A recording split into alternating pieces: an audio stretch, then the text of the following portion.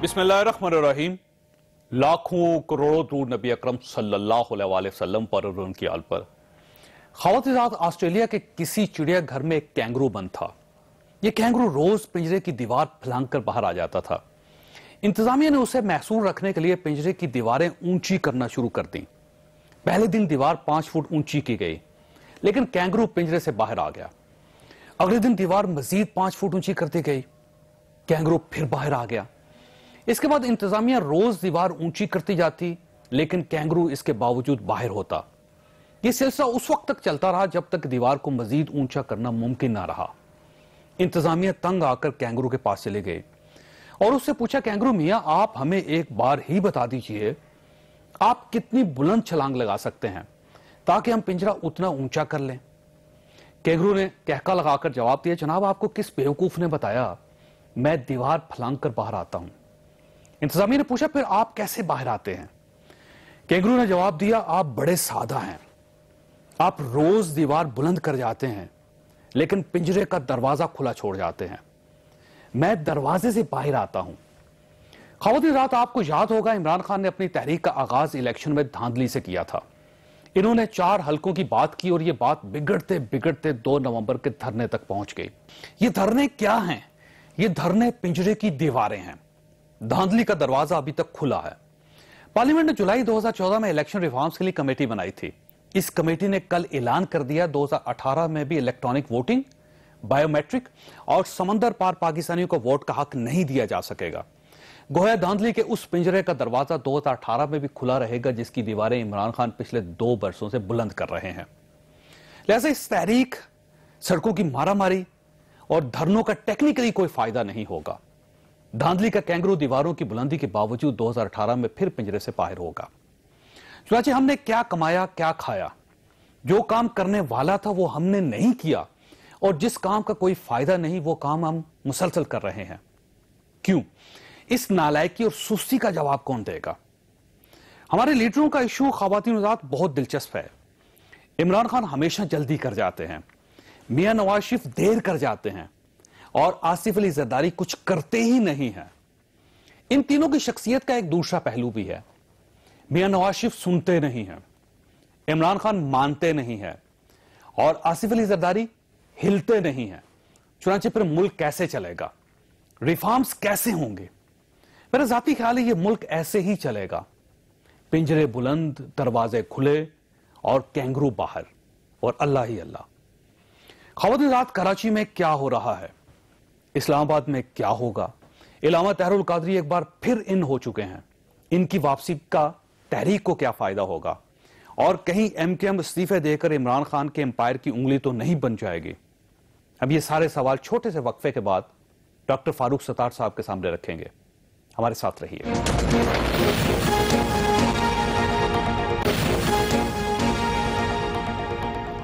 Programme में दोबारा खुश आमदीद। हमारे साथ तशरीफ रखते हैं डॉक्टर फारूक सत्तार साहब, एमकेएम पाकिस्तान के सरबराह हैं, मुल्क के नामवर सियासतदान भी हैं। इनके बयानात आप अक्सर टेलीविजन स्क्रीनों पर मुलाहिजा करते रहते हैं। ये फरमाइएगा डॉक्टर साहब कि 2 नवंबर को आप किसके साथ होंगे?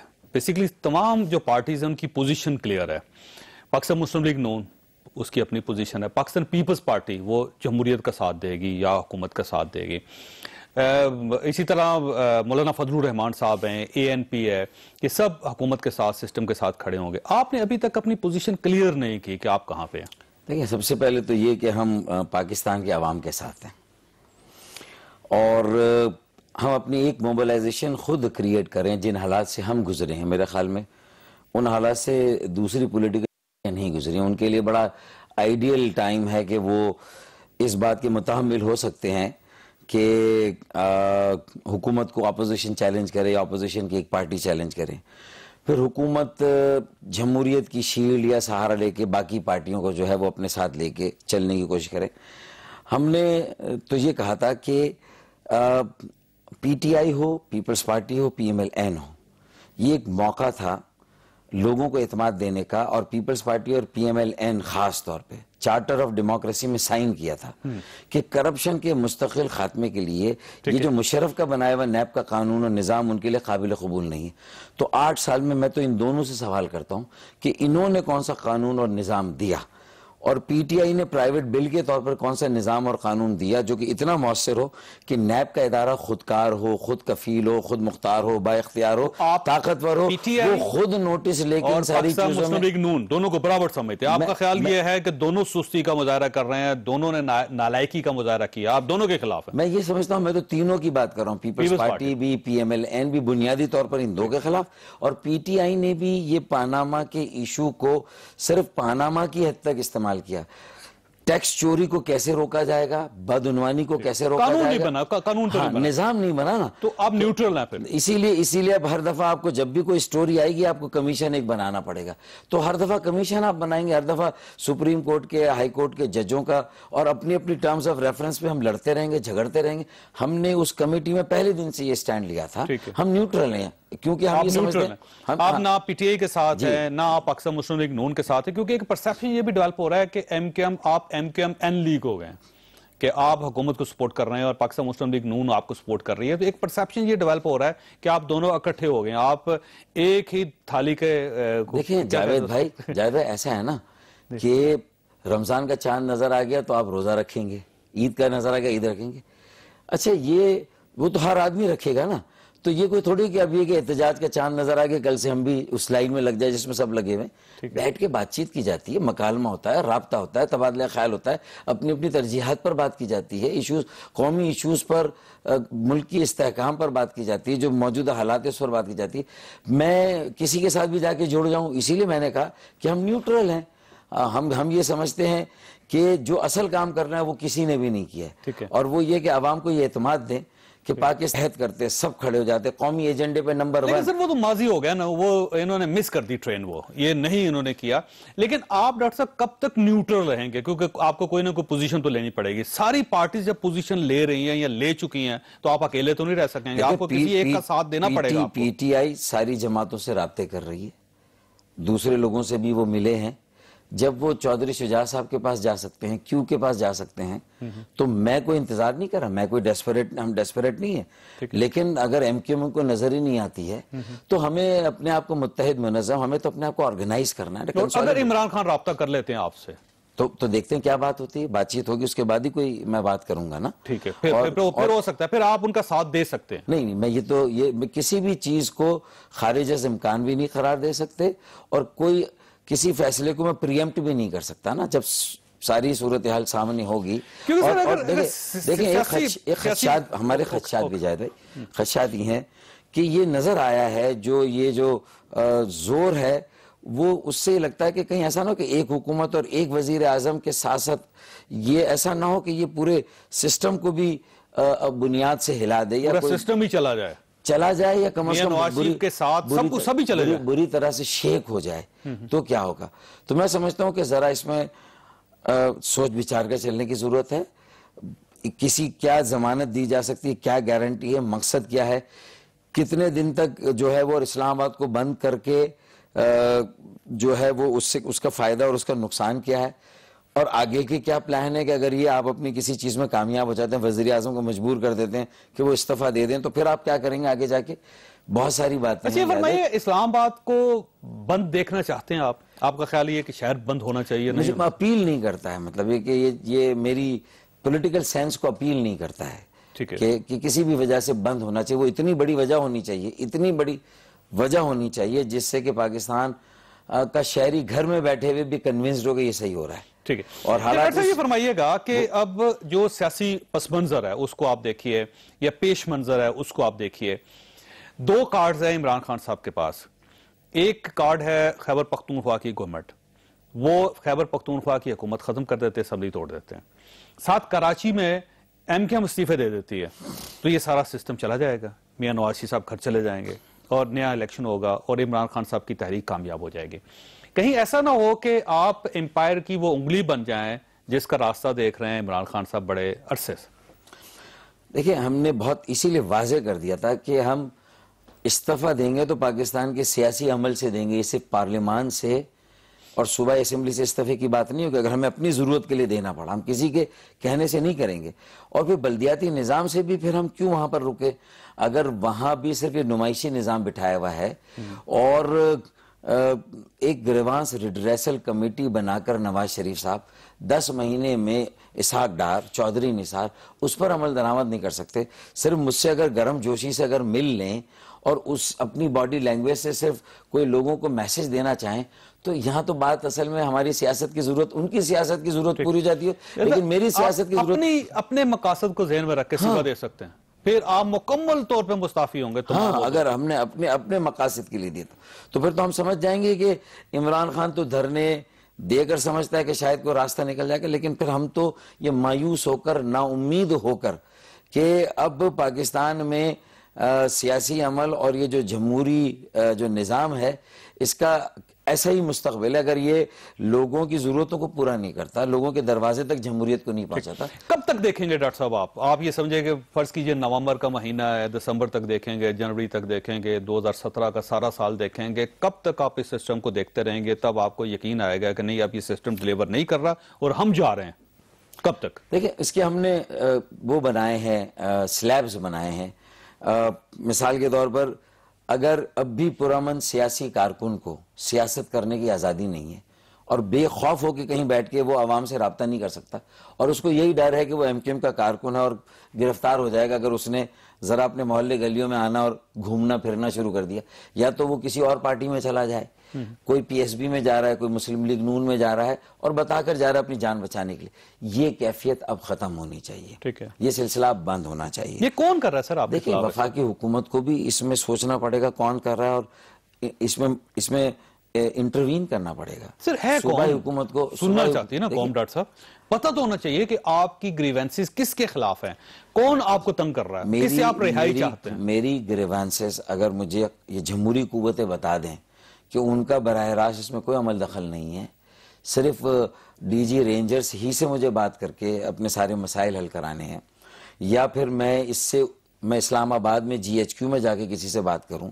तो मैं तो वो वहां भी जाकर बात करने के लिए तैयार हूं। ठीक है, लेकिन यह है कि क्या ये पाकिस्तान के सियासी जमहूरी अमल के लिए ये इसकी अच्छी बाज़गश्त आएगी? ये जो हम सूरत हाल देख रहे हैं कि जहां वजीर आजम बिल्कुल लापरवाह हों और कराची तो किसी के फोकस में वैसे ही नहीं है, एक कौमी शहर है, पाकिस्तान की हर जबान बोलने वाला वहां पर पाकिस्तानी रहता है, वहां पर पाकिस्तान के हर इलाके का पाकिस्तानी रहता है और वहां के मसाइल ऐसे हैं कि एक बार आप अमन कायम कर दें तो अल्लाह ना करे किसी वजह से वो अमन फिर बदअमनी में नहीं, इसकी गारंटी आप नहीं दे सकते। पानी के नाम के फसादात हो जाए। आप ये समझते हैं कि मियां नवाज वजीर आज़म पाकिस्तान, उनकी तरजीहात की फहरिस्त में कराची शामिल ही नहीं है? वो कहीं नहीं है, नहीं देख रहे, कहीं नहीं है।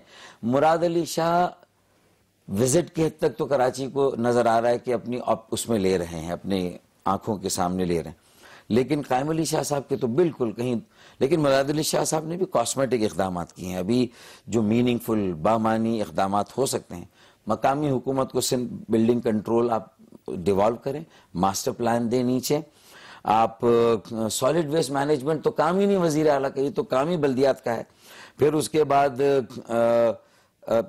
2-3 और इदारे इसी तरीके से।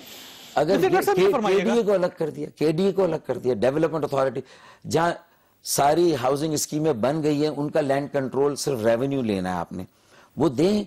वहां पर स्वीपिंग, अगर सैनिटेशन केएमसी कर रही। अब देखिए सर, 3 बड़ी आप समझे ग्रुप्स हैं जिनके साथ आपके इख्तलाफात हैं या जो आपके मसले हल कर सकते हैं। पाकिस्तान मुस्लिम लीग नून वफाकी हुकूमत, पाकिस्तान पीपल्स पार्टी सिंध की हुकूमत और रेंजर्स, डीजी रेंजर्स जिनके पास कंट्रोल की एंगेजमेंट है कराची में। हाँ, उनके साथ है। आप किसके साथ खुश हैं सर? आप समझते हैं रेंजर्स के साथ आपके मामला ठीक चल रहे हैं? पाकिस्तान पीपल्स पार्टी और पाकिस्तान मुस्लिम लीग नून, रेंजर्स भी ये डिस्टेंस पे आपसे, रेंजर्स भी ये कहती है और पॉलिटिकल बरादरी भी ये कहती है कि मसाइल सियासी तरीके से हल होंगे। सियासी मसाइल हैं, इंतजामी भी है, तो उसमें सियासी इनपुट के बगैर आगे नहीं बढ़ सकते। एपीसी हुई थी, एक मैंडेट था, एक सिम तय हुई थी ऑपरेशन की, दहशतगर्दी का कला कमा होगा, जराइम का मुकम्मल खात्मा होगा और देरपा पायदार अमन कायम होगा। लेकिन अगर देरपा पायदार अमन के कयाम में रुकावटें मुझे नजर आ रही हूँ, पॉलिटिकल ओनरशिप ना हो, उसमें दोबारा कोई एपीसी ना हुई हो और पुलिस डीपॉलिटिसाइज ना हुई हो, कम्युनिटी पुलिस ना आई हो,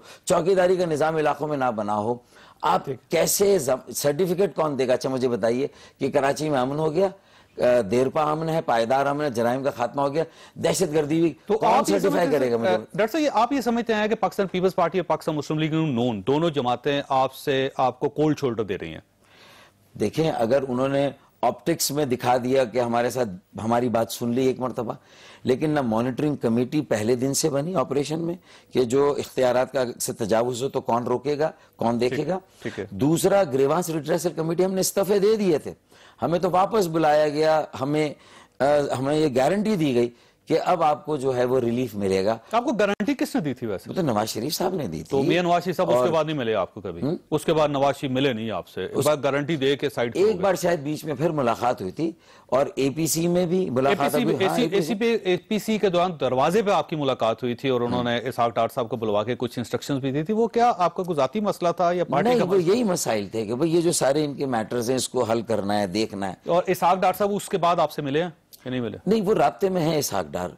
कर्नल ताहिर मशहदी मेरे सेनेटर हैं उनसे, और जो बैरिस्टर सैफ है उनसे, लेकिन ये सिर्फ राब्ते काफी नहीं है, ये जबानी जमा खर्च है, इससे आगे कोई बात नहीं हुई है। किसी पैकेज का हर जगह जहां भी ऑपरेशन होता है वहां उसके साथ साथ एक सोशो इकोनॉमिक पैकेज जाता है।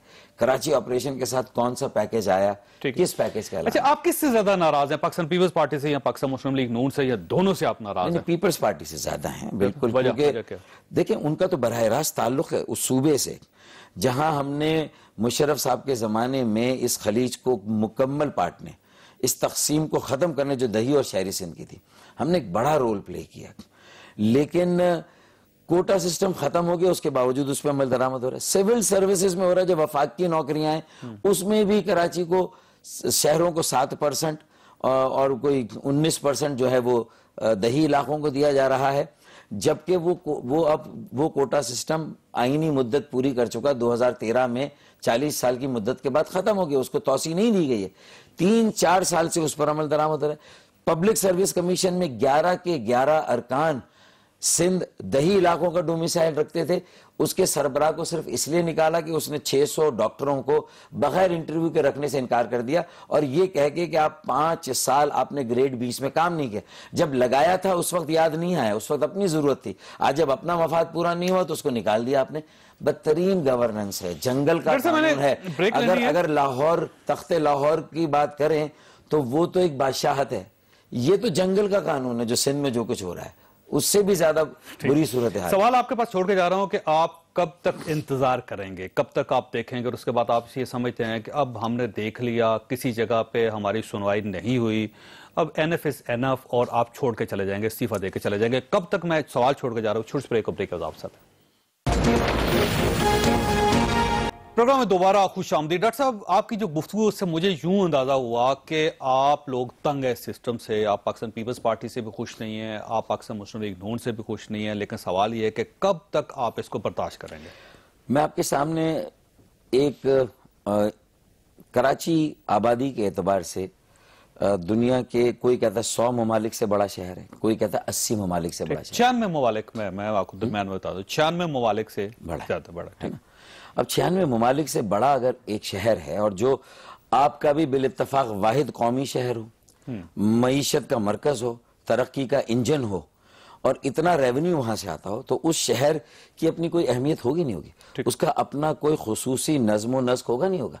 आप मत बनाइए मुल्क में बहुत सारे इंतजामी यूनिट्स गो के जिनकी जरूरत है, आप मरदमशुमारी मत कराइए, मगर कराची की तो सही मरदमशुमारी करा दे, कम से कम उसकी जरूरत क्या है। ये सारे सिस्टम की खराबी है डॉक्टर साहब। ये मैं आपसे इत्तफाक करता हूं कि कराची को इंपॉर्टेंस उतनी नहीं मिली जितनी देनी चाहिए थी, लेकिन आप कब तक बर्दाश्त करेंगे इसे? मेरा सवाल ये आपसे। हम तो ये समझ लें कि एक रेफरेंडम की तैयारी कर रहे हैं, कराची के अवाम से राब्ता करके, ये बड़ी एग्रेसिव किस्म की हमने राब्ता मुहिम शुरू की है, और हम अब पाइचे चढ़ाकर उतर रहे हैं हम, और लोगों से यही कह रहे हैं कि भाई इज्जत के साथ जिंदा रहना है या इसी तरह बिलक बिलक के सिसक के मर जाना है, फैसला कर लें।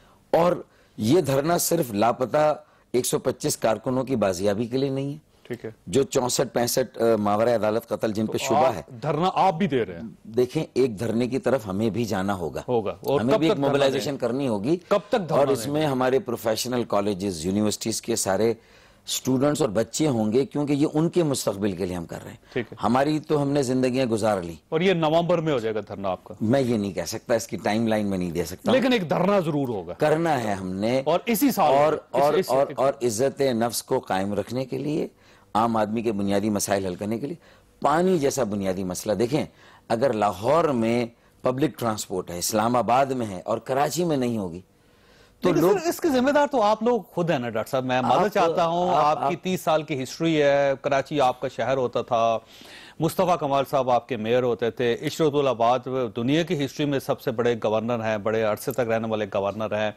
सारी पार्टीज आपके दरवाजों पर जाती थी और इल्ताफ हुसैन साहब के कहने पे पूरा शहर बंद हो जाता था, दूसरी तकरीर पे खुल जाता था। तो जिम्मेदार तो कराची के हालात के आप हैं ना डॉक्टर साहब, आपको ये जिम्मेदारी कबूल करनी पड़ेगी। मैं इस हद तक तो जिम्मेदारी जरूर कबूल करूंगा कि यकीनन ये बुनियादी मसाइल आज भी है, और हमें जितना और जिस कदर मौका मिला उसमें हम ये सारी चीजें डिलीवर नहीं कर सके, तो बिल्कुल आप मुझ पे भी जिम्मेदारी डाल दें। बहुत आइडियल वक्त था मुशर्रफ साहब के जमाने में, कर सकते थे जो आप कहते थे वो आपको दे देते थे। लोकल गवर्नमेंट का कानून बहुत अच्छा था और मेयर की अपनी तरजीहात थी बहरहाल, लेकिन उसमें किसी तरह मास ट्रांजिट एड्रेस नहीं हुआ। K3 पानी हुआ, लेकिन कराची की आबादी इतनी तेजी से बढ़ रही है कि वो मुशर्रफ ने, मुस्तफा कमाल ने वो पानी का मंसूबा मुकम्मल किया, लेकिन 2 साल बाद फिर वही शॉर्टेज। तो और आज काम कर सकते हैं, कोटा सिस्टम आप उसको खत्म कर सकते हैं। 450 मिलियन गैलन योमिया की शॉर्टेज है, 1000 कोटा सिस्टम आप उस वक्त खत्म कर सकते थे। आप पीपल्स पार्टी से मिलकर भी खत्म कर सकते थे। देखिए, हमने कहा कि इसकी आईनी मुद्दत 2013 में पूरी हो रही है, 2013 में हम देखेंगे कि इसके बाद इसको ना बढ़ने दें। हमने ये सोच के कि अंदरून सिंध हमारे सिंधी बोलने वाले जो सिंधी भाई है, उनको ये ना लगे कि हम उनके लिए कोई ये खास फायदा उठा रहे हैं, मौके का फायदा उठा। अच्छा ये फरमाइएगा, लेकिन अब 2013 के बाद तो ये एक्सटेंड नहीं हुआ, खत्म हो गया। अब खत्म हो गया तो इसका मतलब आप कोर्ट क्यों नहीं चले सर, अदालत क्यों नहीं चले जाते? जा रहे, बिल्कुल जा रहे हैं, इसी के खिलाफ, इसी खिलाफ जा रहे हैं, सुप्रीम कोर्ट जा रहे हैं। जो कोटा सिस्टम है उसमें अगर कोटा ऑब्जर्व नहीं हुआ तो उसको देखें, और अब किस कोटे के तहत ये कोटा है कि दही और शहरी का फर्क तो खत्म। आप सुप्रीम कोर्ट जा रहे हैं या हाई कोर्ट जा रहे हैं? देखेंगे हमारे जो वुकला जिस तरह अच्छा ये फरमाइएगा कि अब आप एक धरना देंगे और जो कराची के पसमानदा पिसे हुए तबके हैं उनकी मदद से आप धरना देंगे, कराची में धरना देंगे। अब सवाल ये है कि इसी साल में देंगे या अगले साल के शुरू में देंगे? ये जो धरने की अहमियत है ना जावेद भाई, इस वक्त पाकिस्तान के मौजूदा सियासी पस मंजर में, अगर आप मेरे धरने को भी ये हैमर करेंगे, इसकी भी बाज़गश्त अपने प्रोग्राम में बार बार, तो लोगों के कान खड़े होंगे। नहीं, हकीकत तो है ना, बहुत सारे लोगों के कान खड़े होंगे। ये है अभी या कभी नहीं। अगर अभी नहीं दे सकेंगे तो अगले साल देने का कोई फायदा नहीं होगा डॉक्टर साहब। प्राइम मिनिस्टर हाउस में भी इस वक्त जो लोग जो है वो फिर रात को जाकर बहुत सारी सोच विचार करेंगे। देखें, हमने क्या कहा, पीटीआई ने भी फोकस को लूज किया। देखें, इलेक्टोरल रिफॉर्म बहुत ज्यादा अहम था, मुकम्मल नहीं हुआ है। अगर 2017 में फर्ज करें इलेक्शन हो जाते हैं, फर्ज कर लें इस धरने के नतीजे में, तो क्या इंतखाबी इस्लाहात हो गए हैं? सर 2018 तक भी नहीं हो सकेंगे, बायोमेट्रिक नहीं हो सका। वो कल उन्होंने कमेटी ने तस्लीम कर लिया कि हम बायोमेट्रिक नहीं करवा सकेंगे, और नहीं करवा सकते ना, इलेक्ट्रॉनिक वोटिंग नहीं हो सकेगी। ओवरसीज पाकिस्तानी को वोट का हक नहीं दिया जा सकेगा, नहीं मिलेगा। ये क्लियर हो गया। और वो स्याही जो मैग्नेटिक स्याही होती है वो भी इसी सिस्टम की नजर हो जाएगी, वो भी नहीं आ सकेगी। तो फिर एक कमीशन बनेगा। फिर अब देखिए सर, मैं सवाल को आसान करता हूं डॉक्टर साहब आपके लिए। आप इमरान खान साहब मेरे लिए आप आसान धरने के मेरा जवाब मुश्किल ही होगा। नहीं, इमरान खान साहब के धरने के बाद धरना देंगे या फिर उनसे पहले धरना देंगे? उसके दरमियान मेरे धरने की कोई टाइमिंग नहीं है, लेकिन उसकी अहमियत बहुत ज्यादा है। कराची को मेन स्ट्रीम से धकेला ना जाए, एमक्यूएम को मेन स्ट्रीम से धकेला ना जाए, आप भी कराची बाहर ना किया जाए। सारा कराची बंद कर देंगे आप भी? देखिए, मैं कराची बंद करने के लिए धरना नहीं हमारा, हमारा धरना तो पूरे पाकिस्तान को चलाने के लिए है कि कराची चलता है तो पाकिस्तान चलता है। इस अहमियत को उजागर करने के लिए जिसको भुला सही। अच्छा सर, ये फरमाइएगा सर, कराची के अंदर भी एक बहुत बड़ी लड़ाई शुरू हो गई। मुस्तफा कमाल साहब लड़ रहे हैं, इशरतुल्लाबाद साहब लड़ रहे हैं, तो आप ये समझते हैं कि लड़ाई क्यों है और क्यों इतनी गर्द उड़ाई जा रही है कराची में? इसका क्या पस मंजर हो सकता है, ये तो एक मेरा भी गैस है कि क्या है, लेकिन ये अच्छा नहीं हो रहा, बहुत अफसोस की बात है।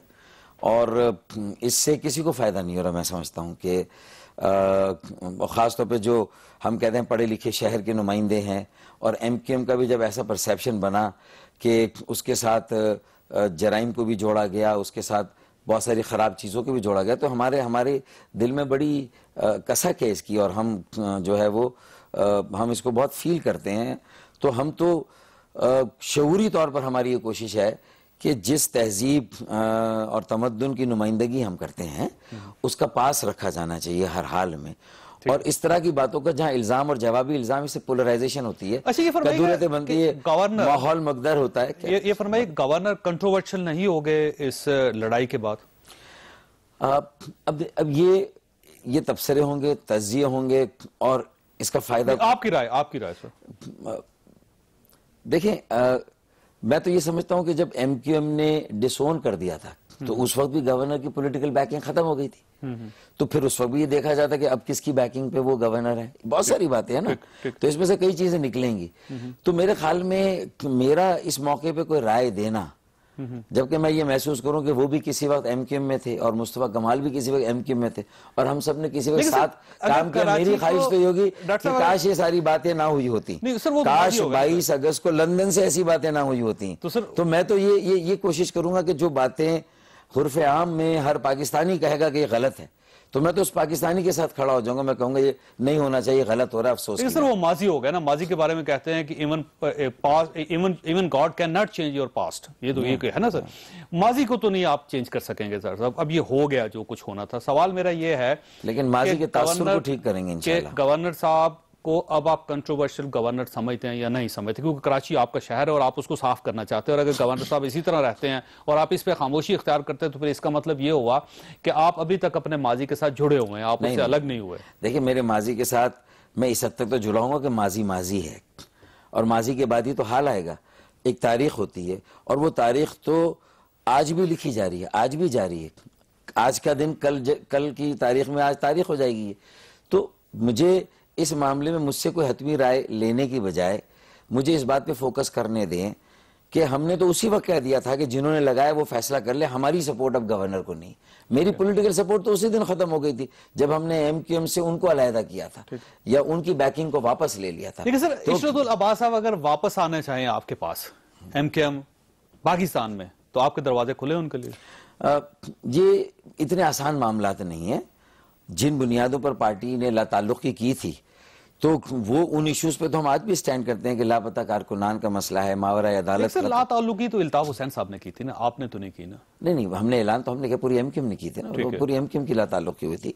फिर इसी तरीके से बहुत सारे मामलात में मेरा स्टैंड ये था, जैसे मनी लॉन्ड्रिंग का केस था, तो हमने तो खुद उसको डिफेंड किया था, क्योंकि पाकिस्तान से कोई ऐसी जराइम से कमाई हुई कोई आमदनी नहीं है जिसको लंदन भेजा गया हो, और जो गई है वो इंडिविजुअल्स ने भेजे हैं, अपने इनकम टैक्स और जायज आमदनी को भेजा है, उसकी रसीदें वहां से ली और वही रसीदें कोर्ट में पेश की गई, ये पैसे इसकी पीछे, और उन्होंने अगर कंफर्म कराया तो यहाँ इनकम टैक्स सारे वाइट मनी है, वो सारी, उसमें कोई ऐसा पैसा नहीं है। लेकिन मुस्तफा कमाल साहब का तो परसेप्शन दूसरा है ना, वो ये कहते हैं कि यहाँ से पैसा इकट्ठा करके जाते रहे और गवर्नर साहब उससे वाकिफ थे, और आप लोगों पे भी इल्जाम उनके हैं कि आप सब लोग उसमें इन्वॉल्व थे। ये मुस्तफा कमाल साहब का एक कहना है उनका।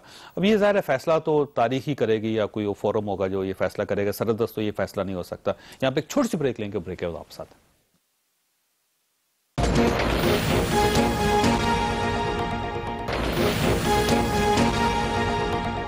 प्रोग्राम में दोबारा खुश आमदीद। डॉक्टर साहब, कहीं आपको कभी कभी यूं महसूस नहीं होता कि इल्ताफ हुसैन साहब एक धागा थे हार का, यूं ही वो धागा टूटा तो सारे मोती बिखर गए? अब इशरतुल अब्बास एक एमक्यूएम है, मुस्तफा कमाल साहब एक और एमक्यूएम है, आप एक और एमक्यूएम है, लंदन की एक और एमक्यूएम है। यूं नहीं महसूस होता कि बिखर गई है जमात, आपकी पार्टी निकल गई आपके हाथ से? मेरे ख्याल में धागा टूटने से पहले भी ये जो बिखरने का अमल है वो तो शुरू हो गया था और नजर आ रही थी चीजें, लेकिन मैं फिर भी बहुत कॉन्फिडेंट हूं कि एमक्यूएम पाकिस्तान ही एमक्यूएम है, पाकिस्तान की सियासत कर रही है, पाकिस्तान में सियासत कर रही है, पाकिस्तान में रजिस्टर्ड है, और यही महाजर अवाम और जो मजलूम इकाइयां हैं उनकी नुमाइंदगी का उसी तरह हक अदा करेगी। इंतखाबात में वही नुमाइंदे होंगे जो मुतवसत तबके से हो, निचले, जो हमारी एक 2017 में इलेक्शन हुए या 2018 में हुए, जब भी हुए इंशाल्लाह, तो आप इसी तरह इलेक्शन, यही हमारा रहेगा, नजरिया ये रहेगा। कुछ चीजों पर हम और ज्यादा कॉशियस होके, एहतियात करके, अपने माजी की कुछ चीजें वो हम उस बैगेज को, वो बैगेज हमारे साथ ना चले। जो बैगेज है सही या गलत में उसकी मेरिट में नहीं जा रहा, लेकिन एक परसेप्शन के जरिए से एक बैगेज तो बना हुआ है। अच्छा, ये फरमाइएगा सर, जब इल्ताफ हुसैन साहब थे, आपके सरबराह थे पार्टी के, और उस वक्त वो हर हफ्ते एक पब्लिक मीटिंग करते थे, कहीं ना कहीं इज्तिमा होता था, उससे एक शो ऑफ पावर करते थे आप पूरे कराची में। आप ये कहते थे कि सबसे बड़ी पार्टी यही है, लोग आपको मानते थे, मीडिया में कवरेज होती थी। अब वो खत्म हो गया इल्ताफ हुसैन साहब के साथ ही। आप ये क्यों नहीं साबित करते कि हम पार्टी हैं, कराची पे हमारी गिरफ्त है, आप निश्तर पार्क में जलसा करें, आप कायद के मज़ार पे जलसा करें, आप साबित तो करें ना कि हम हैं, तो ये क्यों पीछे हट गए आप? ये ट्रांसफॉर्म्ड एमक्यूएम, ये बदली हुई एमक्यूएम, इसको 2 महीने हुए, 23 अगस्त से लेकर आज तक आप लगा लें, और 2 महीने में हमने एक वाइट पेपर भी तैयार किया, एक जो सही ऑपोजिशन पार्टी करती है, पीपल्स पार्टी के जो 8 साल में जो कुछ किया, अपने पहले दौर में हम क्यों नहीं कर सके, उसमें हमारी कोताहियां हैं, खामियां हैं, मैं उसका बरमला इतराफ करता हूं। उसमें एक रहमान मलिक का एक रोल था, और हमने भी उस पर तबसरे किए हैं। उससे हमारी पॉलिसी धरी की धरी रह जाती थी और रहमान मलिक गालिब आ जाते थे। ठीक है ना, लेकिन अब वो वाइट पेपर आएगा, वो रोक नहीं सकता अब रहमान मलिक उसको रोक नहीं सकते। दूसरा, 100 दिन में हम फेस लिफ्टिंग करेंगे, सफाई है, सड़कों की मरम्मत है, कुछ पानी और निकासी, आप कुछ और जो काम हो सकते हैं, बुनियादी अस्पताल या स्कूलों की बेहतरी कुछ कर सके, तो ये हम कर रहे हैं। तीसरा, अवामी राब्ता है, ठीक है, और उसमें हम ये, और हमने तो उन्हीं जलसों की तरफ वापस आएंगे आप, उन्हीं इज्तिमा की तरफ वापस आएंगे। अंदर हमने कोई 7-8 हजार जिम्मेदारों का एक जलसा किया हमने पीआईबी स्टेडियम में, और मेरे ख्याल में हमारी तवक्को से बेहतर वहां पर तादाद में लोग आए थे। और अब कारकुनों का इजलास करेंगे। इसमें कोई शक नहीं डॉक्टर साहब कि आप बारहा कह चुके हैं कि इल्ताफ हुसैन साहब के साथ आपका कोई ताल्लुक नहीं, कोई राब्ता नहीं, वो माजी हो चुके हैं। लोगों को यकीन क्यों नहीं आ रहा अभी तक? देखिए, कलमा पढ़ने के बाद एक मुसलमान आदमी नमाजें पढ़ रहा है, उसकी नमाज तोड़वा के बार बार कह रहे हैं फिर से कलमा सुनाओ, तो मैं कितनी बार ये कलमा पढ़ूं? लेकिन आपके साथियों को भी यकीन नहीं आ रहा डॉक्टर साहब। अच्छा, देखिए मुस्तफा कमाल साहब, मैं यही कहूंगा, उनको यकीन नहीं है। इशरतुल अब्बास साहब, उनको यकीन नहीं आ रहा। उनको अगर यकीन आ भी रहा हो तो उनको पोज यही करना कि उनको, उनकी सियासत चलेगी इसी बात पे कि वो ये कहें, डाउट पैदा करें, तो वो डाउट सियासी जरूरत है मेरे ख्याल, उनकी सियासत, मैं बिल्कुल दोस्ताना उसमें कह रहा हूं, उनकी सियासी जरूरत है इसलिए वो कर रहे हैं। ठीक है, लेकिन मेरा सिर्फ ये मानना है और कहना है कि ये वक्त साबित करेगा इंशाल्लाह, और हमारे अमल से ये सारी चीजें साबित होंगी। और जब हमने एक बात कही है तो पूरे एक अज़म के साथ कही है, एक एतमाद के साथ। ये मुस्तफा कमाल साहब, आप ये समझे अकेले हैं या कोई ताकत है उनके पीछे, या कुछ और, या फिर आपकी अपनी पार्टी उसके पीछे? कौन है सर उसके पीछे वैसे, मुस्तफा कमाल साहब के पीछे? देखिए, मेरे ख्याल में ये भी वक्त ही ये बातें साबित करेगा, बताएगा। बहुत सी चीजें नजर आती हैं लेकिन सबूत नहीं है, वसूख के साथ आप कह नहीं सकते, और तो इसलिए मेरे ख्याल में इस पर भी हम, मतलब कोई ना कोई है, मतलब कोई है, लेकिन अभी आप नाम नहीं ले सकते उनका, मतलब मैं वसूख के साथ नहीं, वसूख से। अच्छा, ये फरमाइए सर, आपने फरमाया था कि आपकी जान को खतरा है, तो और दूसरे आपके एमएनएज और सेनेटर्स को धमकाया जा रहा है, धमका कौन रहा है, और आपको जान से, आपकी जान को किससे खतरा है? धमकाने के, देखें, सबसे पहले तो ये पीएसबी के पी की तरफ से भी धमकियां बहुत आती रही। ठीक है, और जब ख्वाजा इज़हार हसन को भी गिरफ्तार किया जा रहा था तो 4 एमपीएस की मैंने स्क्रीन पर देखा कि अब भी देख लो, अगर अब भी नहीं समझ में आ रही बात तो ये अब सिलसिला चलेगा। ये कौन कह रहा था? पीएसपी के कुछ लोग, जिम्मेदार लोग, यानी जिम्मेदार तो अनीस कायम खानी साहब हैं। नहीं, उस लेवल पे नहीं, उससे नीचे, मुस्तफा कमाल साहब, नहीं, उससे नीचे, बस उससे ज्यादा नीचे ना जाए। अच्छा, मैं नहीं जाता, यानी उनसे, इन दोनों से नीचे है, इन दोनों से ना। ओके, अच्छा, अब ये नहीं मालूम कि इन दोनों को भी मालूम है या नहीं मालूम है। ठीक है, सब अपने नंबर बढ़ाने के लिए करते हैं ना कि भाई इतने लोगों को मैं लिया, इतने लोगों को मैं लिया है, तो अपनी वैल्यू, कारकुनों को, रहनुमाओं को, एमपीएस, एमएनए, सेनेटर्स को, एक तो वहां से थ्रेट्स मिलती रही हैं। दूसरा थ्रेट, दूसरा थ्रेट एक हमारा जनरल हमारे नजरिए की वजह से इंतहा पसंद तंजीमों की तरफ से है। ठीक है, यानी तालिबान आपको धमका रहे हैं। छह इंतहा पसंद पकड़े गए थे एक मस्जिद से, जब 90 पे हमारा मरकज था। ठीक है। इस मरकज की कोई सिक्योरिटी नहीं।